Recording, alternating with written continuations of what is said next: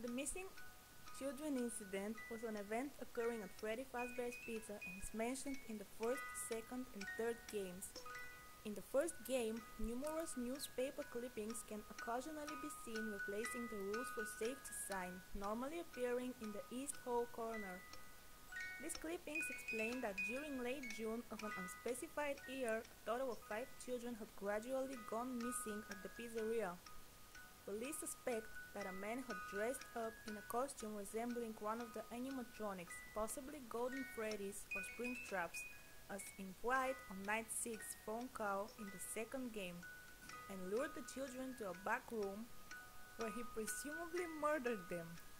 Soon after the incident, the company's animatronics had begun to leak blood and mucus around the facial areas and had released a foul odor awakened by a parent as reanimated carcasses. This has led to the popular belief that the murdered children were stuffed into the animatronic suits. This incident, along with other incidents and health violations, ultimately led to the closing of the pizzeria, and it was set to shut down by the year's end. Scott Cawthon's hunting of paranormal activity within the pizzeria gave rise to speculation that the ghosts of the 5 children and the other victims might have possessed the animatronics, which caused their macabre and violent behavior. Another theory speculates that the missing children were stuffed into the 4 animatronics. This would explain the animatronics' full odor, the leaking blood and mucus, and the parents' compressions to reanimated corpses. No one knows what happened to the 5th child, though it is believed that the 5th child may have been stuffed into Golden Freddy. This could explain why Golden Freddy has a little girl's waff. However, it is possible that all of the children were killed and disposed of in a more traditional way though. In the Take the Cake to the Children Death minigame in Five Nights at Freddy's 2, the murder of a single child is witnessed.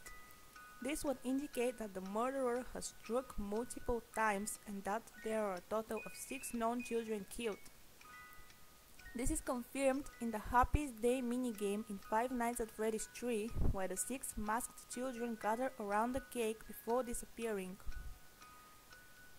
The game doesn't confirm whether the man convicted or if a man was convicted for the incident was actually the murderer, or if the children were stuffed into the animatronics. Since the animatronics attempt to kill other people in a similar manner, some fans believe that the animatronics were the real murderers. Others believe that it was a homicidal employee, as they would have access to the costumes and the animatronics' all controls, though the newspaper says nothing as to whether the killer was an employee. It is confirmed, however, that the killer was the purple guy from the Death minigames. Upon the completion of the 5th night at Five Nights at Freddy's 3, the player plays as the soul of a dead child confronting the killer in a room with the 4 other dead children watching. Purple guy attempts to hide inside Springtrap, but once in the suit, he misuses it. This causes the walks and held back the animatronics part to break, causing the springs and other various parts inside the suit to pierce into Purple Guy's body and cause him to die from blood loss. This also adds to the theory that the man who was supposedly convicted for the murders, as found in the newspaper clippings from the first game, was not actually the killer, as Purple Guy is supposedly free during the events of the minigame. Another theory proposed by the fanbase is that Phone Guy is one of the likely candidates of the missing children incident. This theory was suggested by Matt Pat of the famous theorizing YouTube gaming channel, The Game Theorist. The possible connections between the Purple Guy and Golden Freddy to the Phone Guy are described.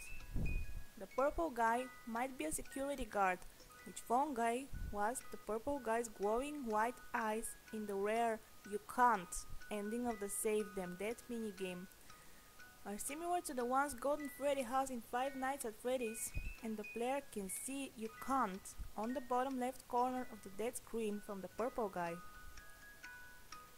The phone guy to Mike Schmidt in his final recording that there was a suite in the back room which he would like Mike to check out for him, which may be the Springtrap suite that purple guy died in, located inside a soon-to-be sealed back room.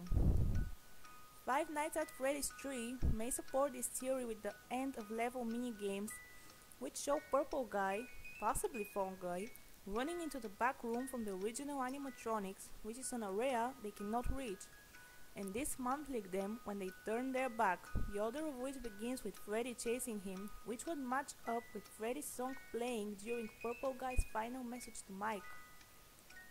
Phone Guy also mentions that Foxy was his favorite, giving fans a reason to believe that he was responsible, as in the Foxy Death minigame, the purple guy is seen outside the Pirate Cove. However, thanks to the third game, it is highly unlikely that this theory is the case. This is because it hinted Purple Guy was killed after the events in the first game, while Fall Guy was killed during them. There is another recently popular theory that suggests that the puppet was responsible for the animatronics being possessed. The death minigames in the second game seem to back up the idea, as in the Give Gifts to Give Life minigame, that the puppet is shown putting the heads of the original animatronics, Freddy Fazbear, Bonnie and Chica and Foxy, onto the corpses of children. A fifth child briefly appears before Golden Freddy pops out at the player.